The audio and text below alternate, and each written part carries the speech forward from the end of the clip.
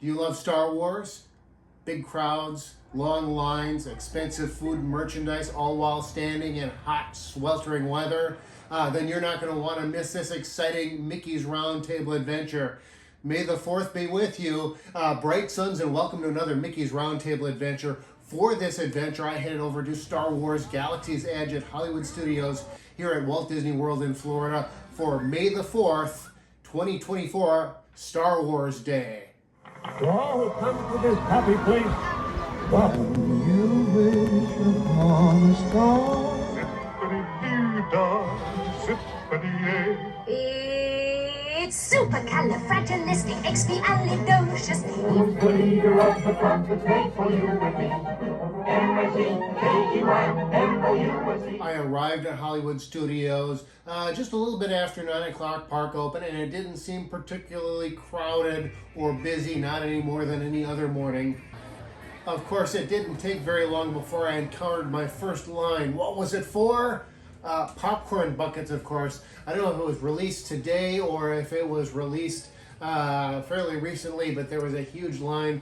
They were Stormtrooper helmet popcorn buckets.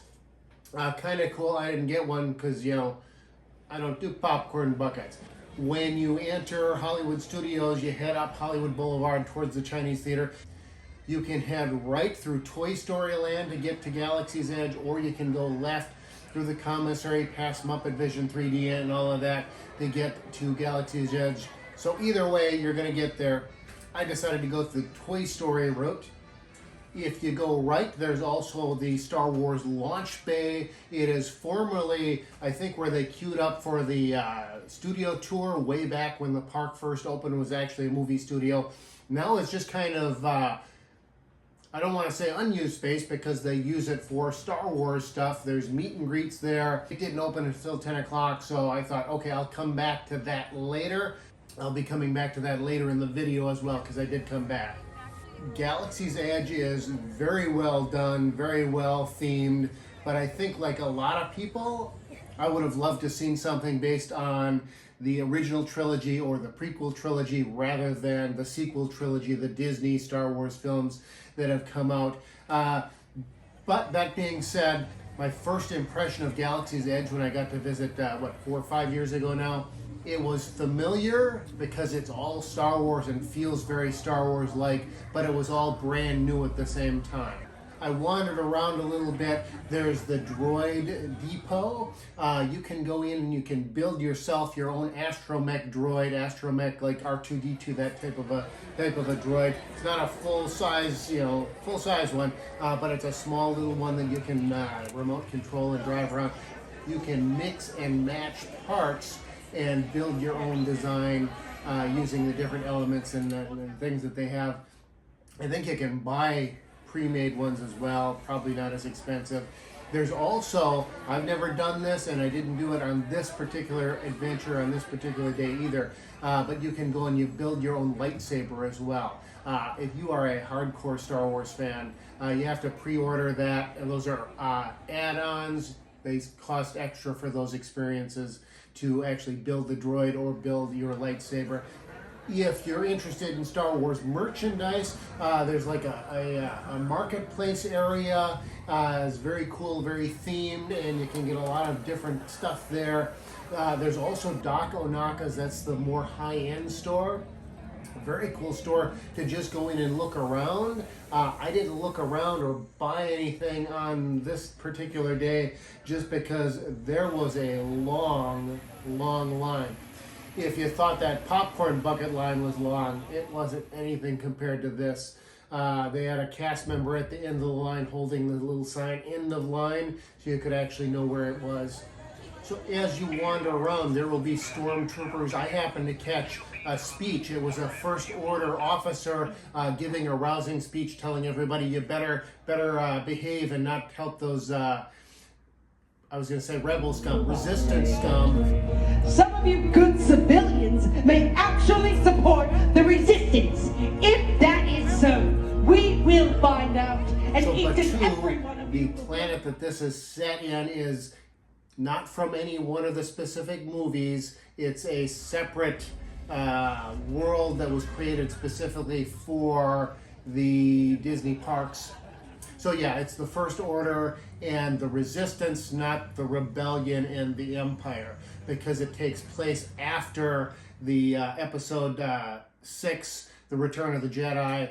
It's during the sequel trilogy, Force Awakens, Last Jedi, and The Rise of Skywalker. I believe it's set during that time frame, so you will not see Darth Vader or Darth Maul from the prequel trilogy or any of those characters wandering around, but anybody that appears in the sequel trilogy, you're going to find them. You're going to find the First Order stormtroopers. You're going to find Kylo Ren, the bad guy from those films. You will not find Darth Vader, for example, but Chewbacca, he'll be up and about. He'll be around.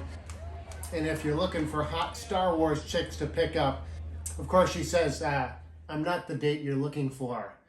I guess she was more into the rebellious type, whatever that is. Anyway, so Rey is usually there, and she'll just be walking around with other Resistance fighters.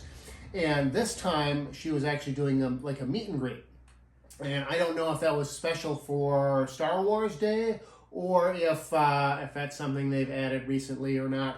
Anyway, I went and I got my picture with Rey. Then I headed on to the Millennium Falcon. Now, Millennium Falcon Smugglers Run, as it's officially called, has its own separate single rider line. So if you're riding by yourself, or if you're willing to split up from the rest of your group because you're sick and tired of them, you can take the single rider line and you'll be placed with another group, but it will be a much faster wait.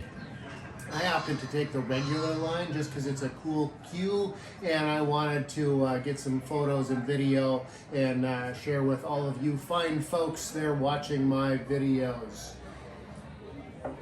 So the storyline is Doc Onaka has hired Chewbacca and is using the Millennium Falcon, and he needs a crew, and so you are the crew for the Millennium Falcon.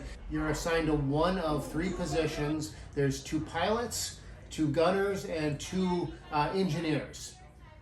You get to ride in the cab of the Millennium Falcon as it flies through space, and the pilots actually get to fly it. One does the right and left, and the other one does up and down, and they're all cool positions. I think pilot is the best, but yeah, it all kind of depends on what you want. It's an okay ride. It's an amazing technology, amazing the way that they do it, if you know the technical side of it. Smugglers Run is a fun ride. The technical aspects of it are amazing.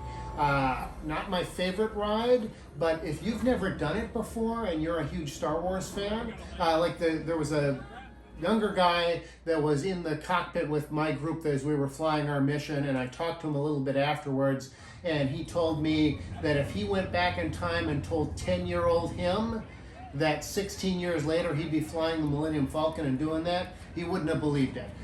He was ecstatic. He absolutely loved the experience. So it's well worth your time and effort to go and do that, especially if you've never done it before. Right next to there is Olga's Cantina.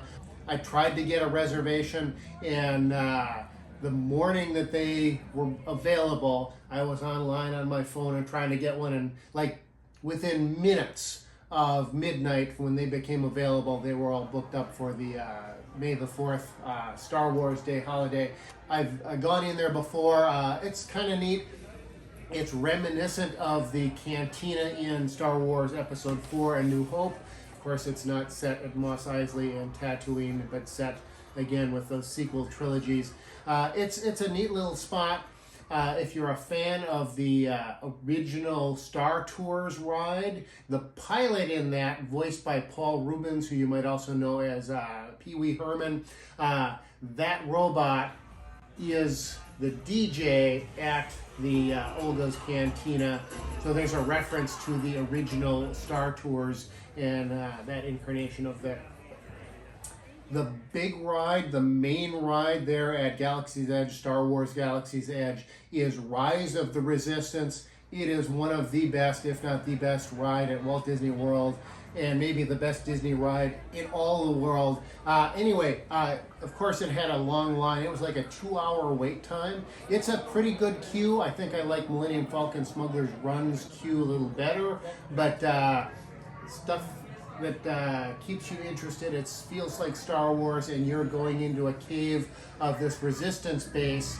So when you get to the end of the queue, and kind of a pre-show, you head on in and Ray briefs you via hologram, and it was a very cool effect. Resistance team led by my friend Finn has infiltrated a First Order Star Destroyer that is now headed to this system. Your outpost on Batu is no longer safe. We have transports waiting to take you to General Organa's secret base on Pakara. Remember, it is vital that you keep the location of the Pakara base secret. From there, you head on over to a transport, and you're going to head up to a resistance ship. Launch!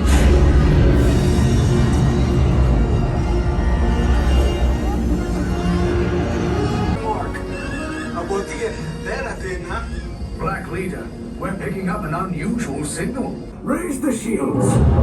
We got company, First Order TIE fighters. Reroute, reroute. Action! Try to strike him, Blue. I'm trying. We lost Blue 5. I'm gonna try to draw them away. While on the way, you are ambushed and you get sucked into a tractor beam, spoiler alert, and get taken onto I was going to say Imperial, a First Order Star Destroyer.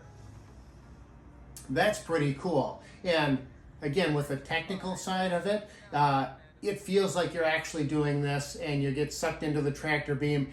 And the thing is, the door that opens is the door that you came in. Just a few minutes ago, it was the outside. You walked in and you go up into space, and they open it up, and boom, there you're in this giant hangar with stormtroopers and TIE fighters, and it's cool. But now you've been captured by the First Order, right? So they take you in and they separate you into groups to be interrogated and put you in a room with Kylo Ren. The Resistance prisoners. You have what I want. You know the location of the secret base, and I will take it from you. We are needed on the bridge.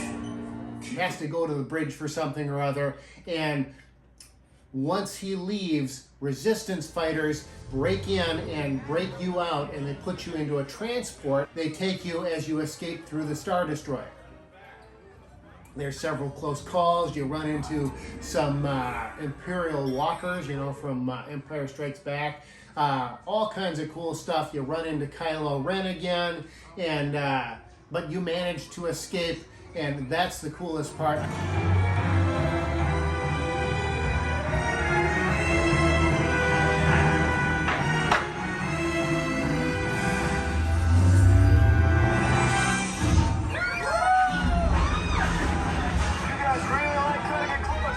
Then you head back down to the planet surface of Batu, and it's a really fun ride. There's multiple different ride technologies and different parts to it. There's a pre-show and another pre-show, and yeah, it's really well done and really well worth your visit. If I was going to go on one of the two rides at Galaxy's Edge, I would pick Rise of the Resistance over Millennium Falcon Smugglers Run. So after Rise of the Resistance, I was getting a little hungry. I hadn't eaten, and earlier I was thinking about stopping, but the lines were really long at Docking Bay 7 and at Ronto Roasters, and so I thought, you know what, I'm gonna get something to eat, and the lines were down quite a bit.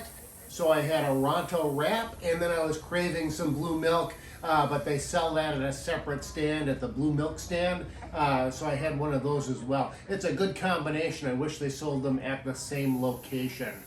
So with my belly full and pretty much everything that there is to do at Galaxy's Edge that doesn't cost extra money done, I decided to head back to Star Wars Launch Bay, and that's where they've got character meet and greets. There's props and models in there from the various Star Wars movies.